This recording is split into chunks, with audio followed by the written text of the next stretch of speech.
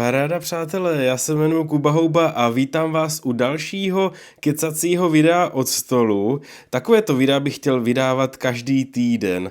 Dneska to bude video o tom, co vlastně je Gold Millau. Možná už jste o tom někdo slyšeli, možná si to někdo plete s Michelinem.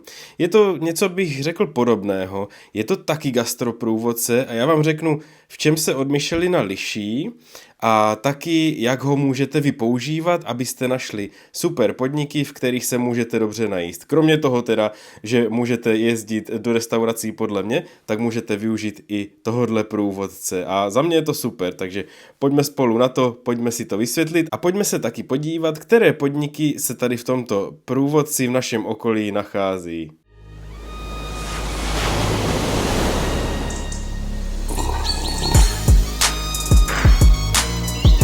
Tak jestli si říkáte, proč vypadám jak sňatkový podvodník, tak chtěl jsem mi dneska takový na úrovni, téměř na úrovni Michelina. Tohle není Michelin, ale tohle je Gold Millau. Na úvod bych takhle řekl, čím se to teda od Michelina liší. Michelinský průvodce dává hvězdičky. 1 až 3, 3 je nejlepší. To je jenom pár podniků na světě. A oproti tomu Gold Millau dává hodnocení od 10 do 20 bodů, což 10 je jakoby nejhorší, ale samozřejmě jako dobré a 20 je úplně nejlepší top. 20 bodů nemá v republice žádný podnik, ale jsou tady i takové, kteří se nacházejí třeba v tom rozmezí od 10 do 15 a těch je poměrně dost. A taky tam má ještě takovou speciální kategorii pop, kde vyzdvihává nové zajímavé podniky, tím se liší od toho Michelina. Nedá se říct, že by Michelin úplně takhle ty nové podniky vyzdvihoval, tady ten Gold Millau mně připadá, že se snaží tady tak ty podniky podpořit, což mně přijde fakt sympatické a to se mně na tom možná líbí ještě víc než u toho Michelina. Taky zároveň jsou ty restaurace dostupnější, takže i vy se do takové restaurace můžete podívat a nemusí to být nějaká michelinská.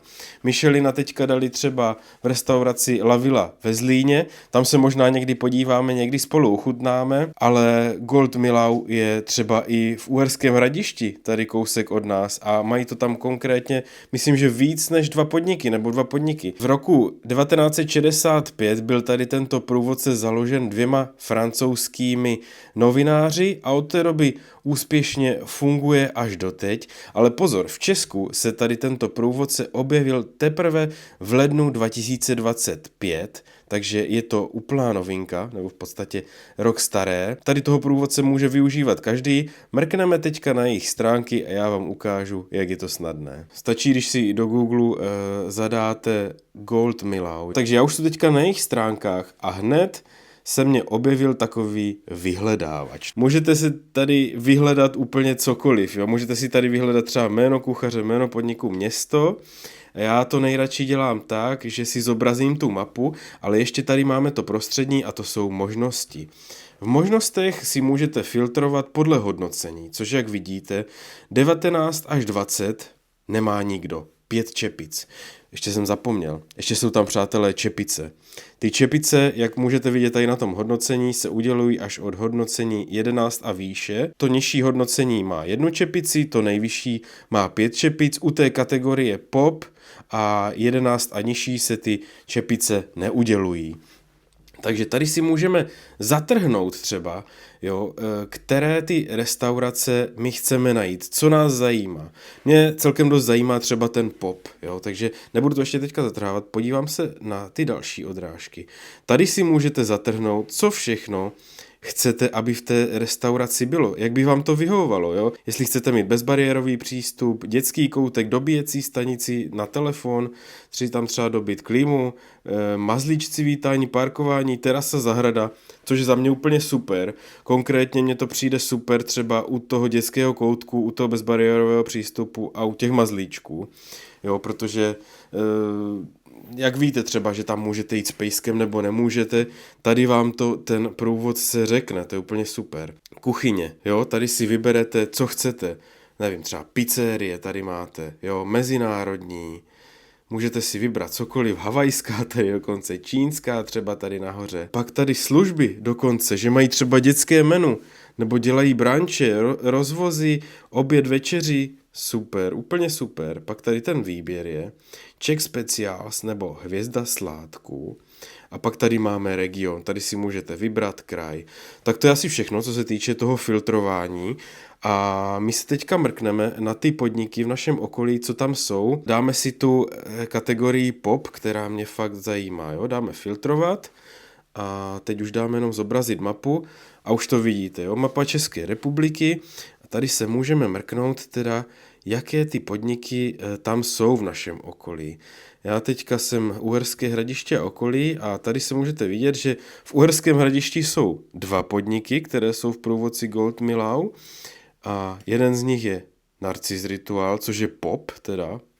Dobře, Narcis Ritual dostal teda ohodnocení pop, takže je to něčím zajímavé a v podstatě doporučeno k vaší návštěvě, ale nejsou tam ty body, není tam to bodové ohodnocení. Oni asi proto to mají od 10 až do 20, že to místo, které teda není řečeno, kolik má bodů, je mezi tou 1 a tou 10 prostě někde. Pak tady máme Zelený pokoj. Aha, vidíte, Zelený pokoj, tam se chodí na branče, na kávu dobrou a tak, tam bych určitě brzo chtěl zajít do toho Zeleného pokoja.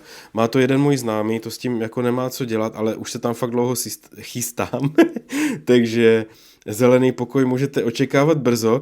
Tohle mě strašně baví, že si můžete najít takové ty mladé podniky, jo, které třeba zná míň lidí, teda tady ty 2 jsou celkem trošku zaběhlé, ale jsou určitě něčím zajímavé, nejsou to klasické podniky.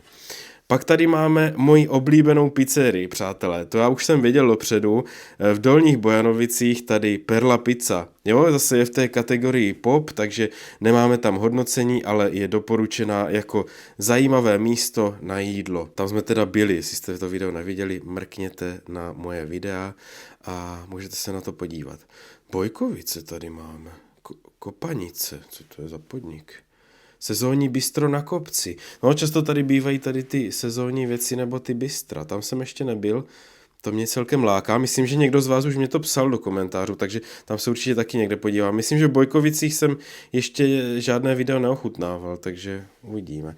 Tady teda Zlín. Ve Zlíně máme 3 podniky v tom popu, v té pop kategorii. Jedním tahem, to neznám, vy si to můžete samozřejmě takhle rozkliknout a tady máte popis, že to je v bývalém areálu baťových závodů, vybavení, bezbariérový přístup, mazlíčci vítání, parkování, terasa, zahrada, služby, šéf kuchař, jo, je tam dokonce jeho jméno, to je super, takže vy vlastně to můžete i podle něho vyhledávat, takže si znáte, já nevím, třeba, že si kde Franta Novák vaří, to by mě tak zajímalo, on byl dobrý kuchař, tak to zkusíte zadat třeba do toho průvodce a třeba vám najdou Frantu Nováka, kde vaří. Tady to jedním tahem vypadá zajímavě, je to kavárna. Mrknu, co tady ještě ve Zlíně, Park Café a Comic Con Food Truck, pozor, je tam. Nicméně, abych uvedl na pravou míru, Comic Con Food Truck momentálně nefunguje, funguje Comic Con Bistro, které můžete najít na ulici Vavrečkova a číslo popisné 7074, si to pamatuju, takže bacha, Comic Con Food Truck teďka není, jo, je to na jiném místě, takže nenaleďte tady průvodci. Ne, já chápu, že to nemají třeba aktualizované od té doby, což je jako v pohodě, ale jenom říkám, že to je na jináčí adrese, tady nějaká Mlacová Ebe Café. Hodně jsou tam tady tyto kavárny, myslím si, že oni asi nechcou úplně hodnotit ty kavárny, tak jak ty restaurace, že ta kavárna prostě jako nevaří, jo, takže to dali asi takhle možná i kvůli těm kavárnám a těm bistrům bokem. Každopádně ještě, co se týče toho hodnocení, jak tam máte to bodové, tak to spíš hodnotí ty body jako celkově tu restauraci a ty čepice hodnotí zejména kuchyň, jo, jak dobře tam vaří a prostě jak se starají o tu kuchyň. Potom to celkové hodnocení, to je spjaté s celou tou restaurací. Dneska no, já jsem si dal kravatu a mluvím jak nějaký kravaťák, nebo prostě předseda soudce. V Hodoníně, jak vidíte, nic tady třeba není, jo, Veselí nad Moravou, nic tam není. Tady v tom popu, v Břeclavi se může mrknout ještě na pop, tady Numi Izayak Kaya, což je asijská restaurace. Pak tady máme Karma kavárna a bistro, Saigon kavárna bistro, tam jsme byli. Když napíšete do vyhledávače Kuba Houba Saigon, můžete se mrknout na video, tam to bylo fakt super. No a to je, co se týče toho popu, jo, ještě tady určitě bude v Kobili Siesta Prosecco bar, tapas bar, tam musím, přátelé, taky je. Doufám, že mě ty tipy nikdo nevyfoukne, když to tady tak říkám. Pak tady máme Čejkovice, vinařství Škrobák, tam vařil jeden můj kamarád dokonce. Všeobecně, jo, se mrknu na to hodnocení, nebudeme tam zadávat vůbec nic, prostě to vyfiltrujeme takhle, dáme mapu, tak já to hledám nejradši. A tady dokonce vidíte, že jsou i podniky, které mají čepici. To mě zajímá, tady je jedna někde ukazují, jo, Galerie Mlýn Žeraviny. Má 11,20 a vidíte, má jednu čepici. Tam to bylo výborné, to jídlo, jo, bylo to výborné. Chtěl bych tam někdy zajít na stálou nabídku nebo na nějaké vícechodové menu, ale bylo to tam super. A je to tam nádherné, obsluha taky. Jestli jste neviděli video, mrkněte, najděte na mém kanále. Můžeme se podívat na Hradiště tady. Takže tady máme jasně Narcis, zelený pokoj a pak tady máme, hádejte co? Já si myslím, že to je určitě hotel u Koníčka. Restaurace Koníček, tady 11,20. Jo, a má jednu čepici dokonce. No, můžete vidět ten interiér, tam je to fakt krásné. Jídlo vaří skvěle, už jsem samozřejmě slyšel, že někdo tam i třeba jako nebyl spokojený. My jsme tam byli, natáčeli video, byli jsme spokojení, za mě Koníček jako určitě super. Ale pozor, v Luhačovicích tady máme 2 čepice. Francouzská restaurace Alexandria. V Luhačovicích je víc takových luxusních podniků, samozřejmě s těma lázněma, takže to je zní zajímavě. Augusto. To má dokonce 2 čepice, 13,20. No, tak to by mohlo být dobré, kurňa. Slavičín tady máme. A restaurace na zámku Vichtrle, přátelé. Z Vichtrle máme samozřejmě taky video, je to jedno z mojich nejoblíbenějších videí. Kdo neviděl, určitě se mrkněte. Tam musím říct teda, že to bylo výborné. Možná už jsem někde zažil jako tak skvělou obsluhu, ale pan číšník jako naprostý profík. Já nepiju víno, teď už teda nepiju vůbec, ale tehdy jsme si tam s Marťou dávali k jídlu víno a jak ten to uměl sladit s tím jídlem to víno. Jako fakt totální profík a to jídlo bylo úplně úžasné. Jestli jste tam nebyli, tak se tam určitě stavte, oni dělají i obědové menu. Takže kdybyste chtěli ušetřit, tak se tam můžete najíst i za cenu obědového menu a myslím si, že to určitě taky bude super. Takže to si myslím, že zaslouženě zámek Vichtrle má teda jednu čepici a 11,20 hodnocení. Spoustu z vás mě psalo, ať jedu už konečně do Rožnova. Pivovarská Humna tady dostala 1 hvězdičku. Nebo Valašské Meříčí Vali Mali. Co to bude? To bude možná nějaká kavárna, brančárna, co zní zajímavé. Měsíční menu až do 13 hodin. Zasytí vás polévkou, slaninovým burgerem, vajíčky nebo buchtičkami s krémem. Takže ano, spíš takové snídaní branče. A hlavní jídlo během celého dne až do večera. Kurňa, to zní dobře. Vali Mali. Měl bych zajet. A i s Marťou teda. Vždycky do těch lepších chodím sám a do těch blbých chodím aj s Marťou.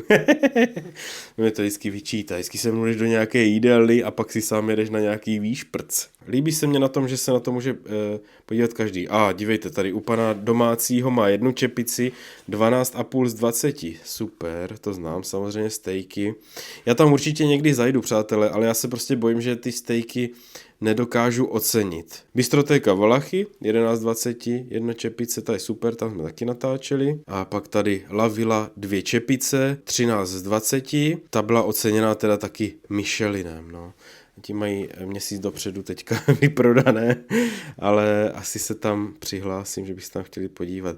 A dívejte, u Johana dostalo 11 z 20, 1 čepici. Přátelé, u Johana sice ty ceny, nebo vyšší, no trošičku vyšší, ale za to jídlo to stojí. Jestli chcete fakt dobře najíst, na někoho udělat dojem, vzít drahou polovičku na večeři, běžte k Johanovi. Za mě úplně top podnik, jako top podnik. Vůbec ne malé porce, někdy za tu velkou cenu třeba bývají malé porce, tady je to trošku vyšší cena, ale porce fakt obrovské a není to zase nějaký cenový přepál, to ne, to vůbec. Stejně jako já vím, že do restaurací chodím často, ale oni úplně nejsou určené k tomu, jako třeba ve světě, jo, abyste tam chodili každý den na oběd, no to má být spíš trošičku za odměnu. Já vím, že já jsem tam furt, že mám co říkat, ale berte to tak, jo, že třeba můžete jít jako někam na lepší spíš za odměnu, než každý den na meníčko.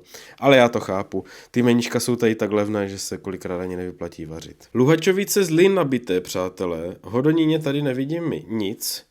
To mě upřímně ani nepřekvapuje.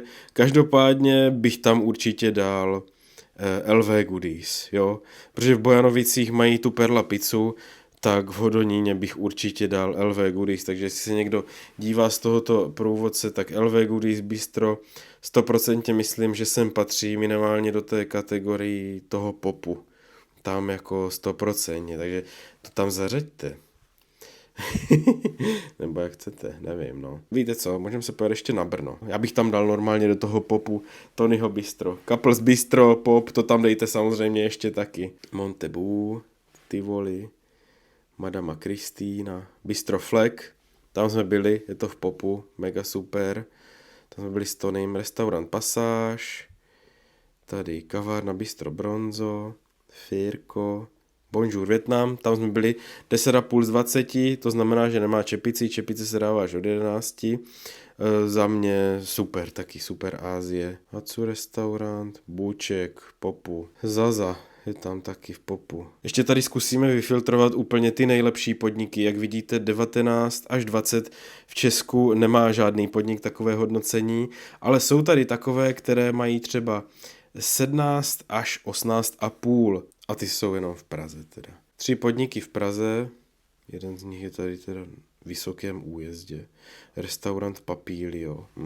Pak tady máme Praha, Levitate, si můžete mrknout, ježiš, tak to je krása. Je možná na mě až moc fancy. La Degustation Bohème Bourgeoise. Nevím, jak se to čte, pardon. Jestli někdo z vás chodí rád do takových podniků, jako já bych si to klidně rád vyzkoušel, ale už je to na mě asi moc, ani nevím, jakou jsem celou dobu měl vlasy do pytle zas. Mě hrozně baví se v tom rýpat, jo, takže si tady zadáme ještě to hodnocení, to nižší, 15 až 16,5 a tam jich bude víc, myslím, že tam je nějaké Brno, jo, takže na Prahu už se dívat nebudu, ale tady máme u lednice restaurant Essence, no, jasně, tak ten má, myslím, mají Michelina taky, jestli se nepletu, tak tam bych taky třeba někdy chtěl.